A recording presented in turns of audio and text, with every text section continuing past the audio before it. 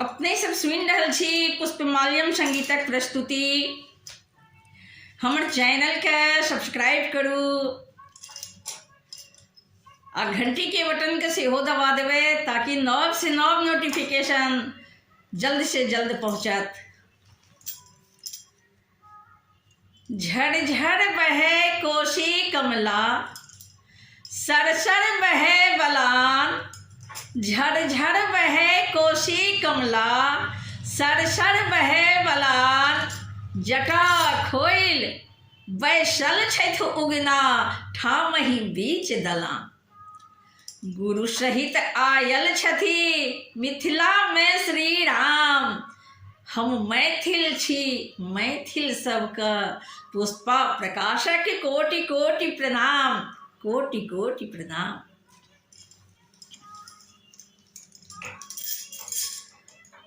गे माई हमें नहीं आजू रहब एही आंगन, जो बूढ़ होयत जमाई। गे माई हमें नहीं आजू रहब एही आंगन, जो बूढ़ होयत जो बूढ़ होयत जमाई। गे माई जो बूढ़ होयत जमाई। गे माई हमें नहीं आजू रहब एही आंगन, जो बूढ़ होयत